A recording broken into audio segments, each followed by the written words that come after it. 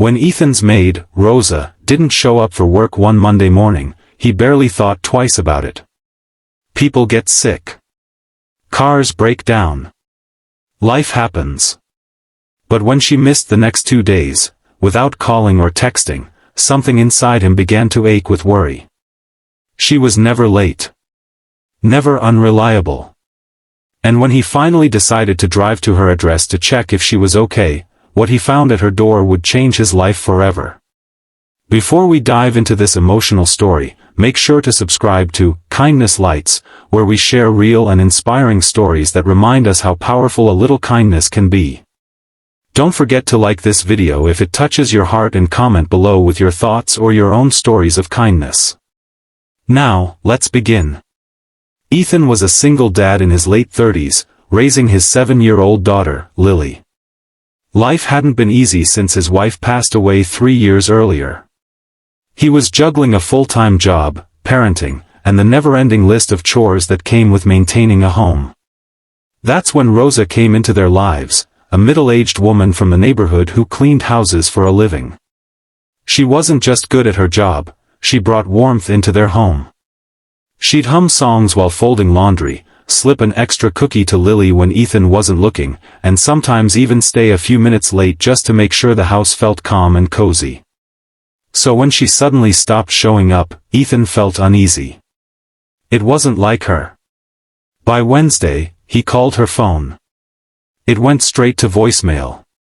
He sent a few texts, polite at first, then increasingly concerned.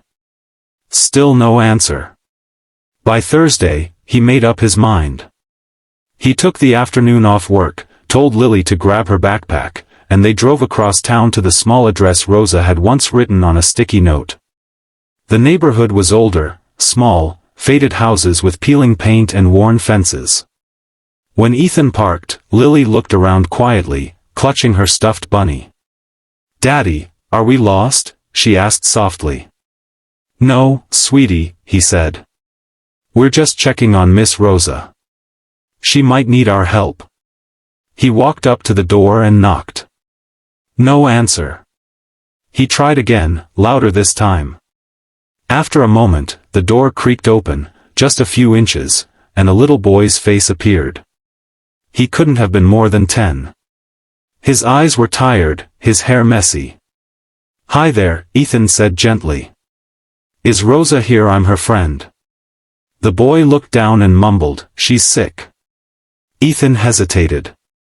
"Is she okay? Can I talk to her?" Before the boy could answer, a weak voice came from inside. "Who is it, Mateo?" "Someone from your work, Mama," he said. Rosa appeared in the doorway, leaning against the frame. Her face was pale, her eyes sunken, but she smiled faintly when she saw Ethan. "Mr. Ethan." "I'm so sorry," she whispered. "I meant to call." Ethan immediately saw that something was wrong, not just a cold or flu. The small apartment behind her looked messy, not out of laziness but out of exhaustion. There were medical papers on the table, a bottle of pills, and a half-eaten bowl of soup. "Rosa," he said softly, "you don't have to apologize." "What's going on?" Tears welled in her eyes. She tried to stay strong, but her voice cracked. "I was diagnosed last month, with breast cancer. I didn't tell anyone. I thought I could keep working until I saved enough for treatment. But the pain got worse. I just couldn't anymore." Ethan felt his chest tighten. He had hired her to help him, but here she was, sick, struggling to take care of her own children. He looked down and noticed Mateo helping his little sister, maybe 5 years old, pour cereal into a cracked bowl. There was no milk. Just dry cereal. At that moment, something inside him shifted. Without thinking, he said, "Rosa, you're not alone. Let us help you." She shook her head, embarrassed. No. I can't take charity. You have your daughter to care for." But Ethan smiled softly. "Kindness isn't charity. It's what friends do." That weekend, Ethan started a fundraiser online, just a simple post explaining Rosa's story and how much she had done for his family. Within days, donations poured in from neighbors, co-workers, even strangers who'd never met her but felt moved by the story.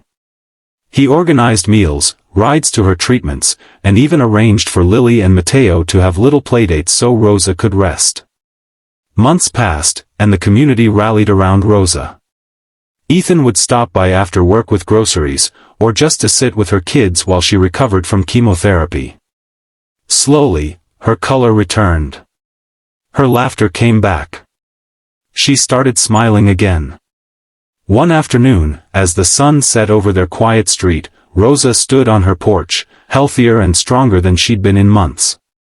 She looked at Ethan and said, "You didn't have to do all this." He smiled. "I know. But I wanted to. You took care of my family when we needed it. Now it's our turn." Rosa wiped away a tear and said, "I thought I'd lost everything. But you reminded me there's still good